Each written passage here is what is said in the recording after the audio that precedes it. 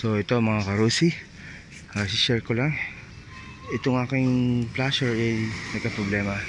So hindi siya gumagana. Una, nawala yung kaliwa, hindi na sumunod na nawala yung kanan. So yan, alam ko na dumimi lang yung loob nito.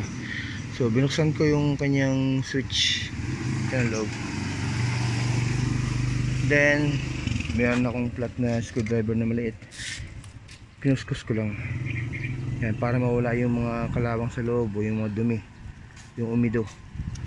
So yan, flat yan. Kapag kasi liha, mahirap iabot yan, kaya ako na to. Then ang mahalaga, merong contact cleaner. Yan.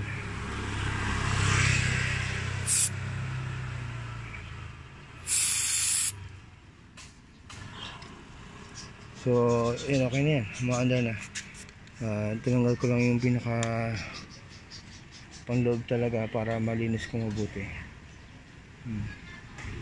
Pero kapag meron kayong contact cleaner na merong hose na mahaba o yung meron siyang straw na mahaba dito, pwede mo siyang tutukan kahit hindi mo siya buksan muna. Huwag mo na siyang buksan, then try mo lang kung maaayos mo kung binuguhan mo ng contact cleaner sa loob.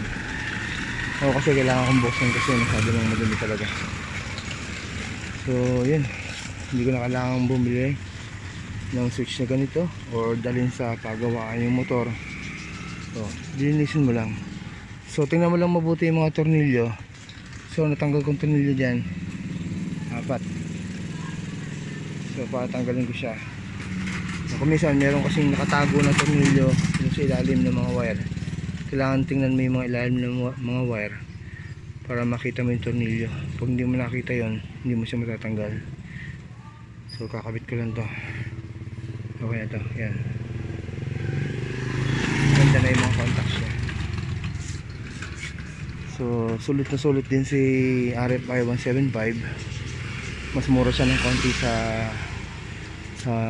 NMAX, pero matibay din. Talagang ang una lang nagkakaproblema sa kanya, ina-expect ko naman, ay yung mga switches.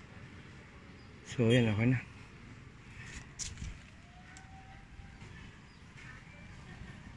Then kung may pambili naman ng bagong ganito at makakabili ka naman ng bagong ganito, yan, kailangan nga lang may panghinang ka rin para mo siya palitan. Kailangan talaga may panghinang ka.